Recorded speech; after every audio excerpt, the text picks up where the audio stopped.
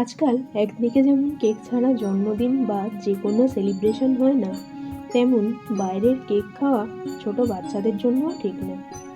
কিন্তু বাবার জন্মদিনের কেক ছেলে খাবে না, তা কেমন করে হয়? তাই এই উভয় সংকট দূর করতে ছেলের মা অর্থাৎ আমার বৌদি বাড়িতেই বানিয়ে ফেললো ছোট ও বড় উভয়েরই খাদ্যোপযোগী ও সুস্বাদু এই কেকটি। তারই রেসিপি জাস্ট ভিডিও ভাইবসের মাধ্যমে আপনাদের সাথে শেয়ার করে নিলাম। প্রথমে একটি ডিম ও 6 টেবিল চামচ জাগিরি পাউডার একসাথে খুব ভালো করে ফেটিয়ে নেওয়া হলো। আমি মিক্সির ব্যবহার করেছি, তবে বিটার বা হুইস্কারেরও ব্যবহার করা যায়।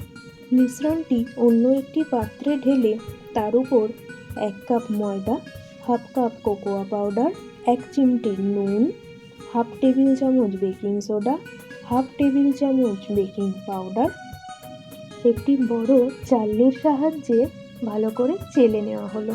ওই উপকরণগুলির সাথে 1 টেবিল চামচ ভ্যানিলা এসেন্স ও 50 ml মেল্টেড বাটার দিয়ে ভালো করে মিশিয়ে নিয়ে তার সাথে 1 থেকে 150 ml রুম টেম্পারেচারের দুধ দিয়ে ভালো করে ফেটিয়ে নেওয়া হলো।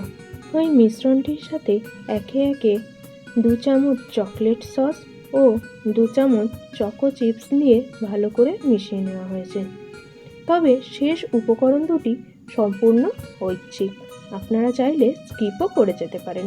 তারপর একটি বাটির ভিতরের দিকে খুব ভালো করে বাটার লাগিয়ে নেওয়া হলো, যাতে বের করবার সময় কেকটি বাটির গায়ে আটকে না থাকে। বাটার লাগানো বাটিতে কেকের মিশ্রণটি ঢেলে কিছুক্ষণের জন্য সেট করতে দেওয়া হলো। গ্যাসের ফ্লেম হাই করে 10 মিনিটের জন্য একটি কড়াই রেখে প্রিহিট করে নিয়ে তাতে একটি স্ট্যান্ড বসিয়ে তার উপর কেকের মিশ্রণের বাটিটি রেখে একটি পাত্র দিয়ে সম্পূর্ণ ঢেকে দেওয়া হলো। ঢাকনাটি যাতে সরে না যায়, তাই তার উপর ভারী কিছু চাপিয়ে দেওয়া হলো। এই সময় গ্যাসের ফ্লেম মিডিয়াম টু লো রাখতে হবে। 25 মিনিট পর গ্যাস বন্ধ করে দিয়ে আরও 10 মিনিটের জন্য রেখে দেওয়া হলো। তারপর সাবধানে গরম ঢাকনাটি খুলে কেকটি ভেতর থেকে কাঁচা আছে কিনা দেখার জন্য টুথপিক দিয়ে চেক করে নেওয়া হলো। সাজানোর সুবিধার্থে কেকটি ঠান্ডা হলে অন্য একটি পাত্রে নিয়ে ছুরির সাহায্যে উপরের অংশটি বাদ দিয়ে যথাসম্ভব সমান করে কেটে নেওয়া হলো। তারপর বাকি অংশটি প্রায় সমান দুভাগে ভাগ করে নিয়ে কেটে অন্য একটি আলাদা জায়গায় রেখে দেওয়া হলো। নিচের ভাগের উপরের অংশে পছন্দ মতো চকলেট সস ভালো করে মাখিয়ে নিয়ে তার ওপর নিজের পছন্দের পরিমাণ অনুযায়ী চকো চিপস দিয়ে ভালো করে সাজিয়ে নেওয়া হলো।